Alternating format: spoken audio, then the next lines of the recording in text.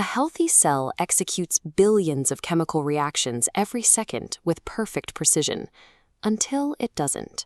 We categorize pain, aging, and mortality as natural laws, but they operate more like a catastrophic system failure, a fatal flaw in the human hardware.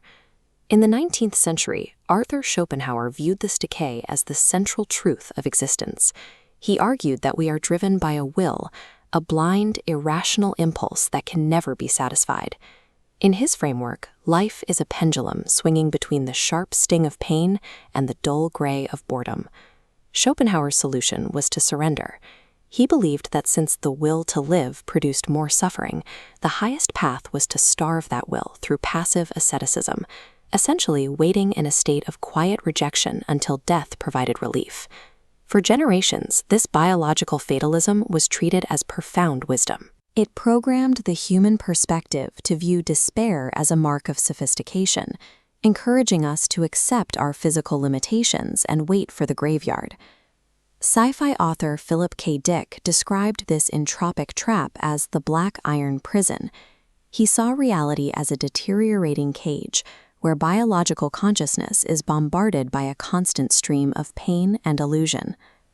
Between 1974 and his death, Dick produced 8,000 pages of a diary called the Exegesis, a frantic attempt to decode a single overwhelming information stream.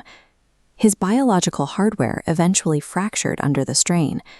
Without a stable, engineered infrastructure to process that volume of data, his mind drifted into paranoia and physical collapse. If we look at Dick's collapse and Schopenhauer's surrender as data points, a different conclusion emerges. Suffering is not a metaphysical destiny. It is a technical glitch in our current biological configuration. Our fragility is a baseline hardware error. Rather than building philosophies to justify this broken state, we are obligated to engineer approach. Konstantin Tsiolkovsky provided the antithesis to Schopenhauer's pessimism. While famous for rocket science, his core philosophy proposed the universe is a structural hierarchy waiting to be organized by intelligence. Tsiolkovsky viewed the human body as a temporary biological interface.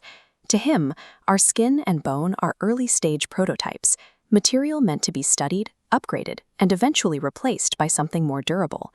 This aligns with the Vedic concept of tapas, a form of asceticism that focuses on the intense concentration of energy. Unlike Schopenhauer's path of starvation, tapas is a proactive gathering of resources used to force a technological and spiritual breakthrough. This turns enlightenment into an engineering task. It requires the aggressive application of effort to fight entropy, transforming abstract wisdom into an actionable blueprint for survival. That blueprint begins with a biological overhaul. Jennifer Doudna's work with CRISPR gene editing has turned our DNA into a readable, editable text.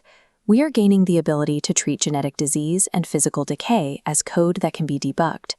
Researchers are now deploying epigenetic reprogramming to reset the chemical markers on our DNA. This process restores the biological age of the tissue, providing an engineered method to halt decay at the cellular level. The next phase involves cybernetic symbiosis. Brain-computer interfaces, like those being tested by Elon Musk's Neuralink, allow for the direct integration of biological and digital processing. This expands our cognitive capacity and filters out the irrational chemical noise of our primitive limbic systems. Many fear the rise of an artificial intelligence nanny that would manage our lives in a state of comfortable stagnation. The goal of Cosmism is the opposite. We merge our own minds with machine intelligence to ensure we remain the primary agents of our own development. Mastering our genetic code while synthesizing with computation allows us to step out of the path of random, blind evolution.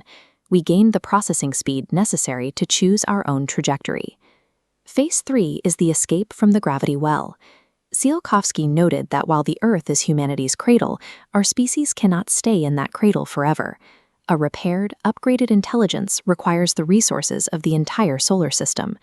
Vladimir Vernadsky brilliantly defined this transition through the concept of the Noosphere. He identified human reason as a tangible geological force, a layer of intelligence that must eventually expand to organize the matter of the stars. This culminates in the restructuring of solar systems.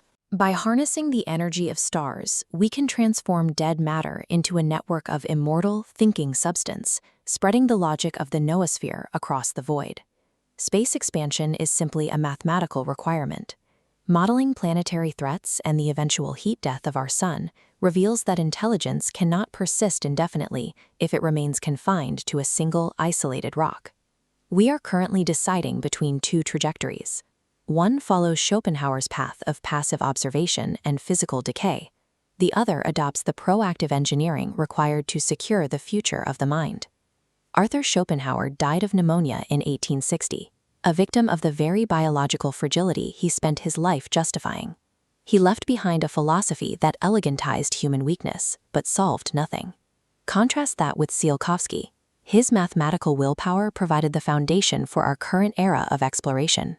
The probes we built using his principles have pierced the edge of our solar system, broadcasting human intelligence into interstellar space. The universe does not need passive philosophers. It demands engineers who can rewrite the code of reality and ignite the stars.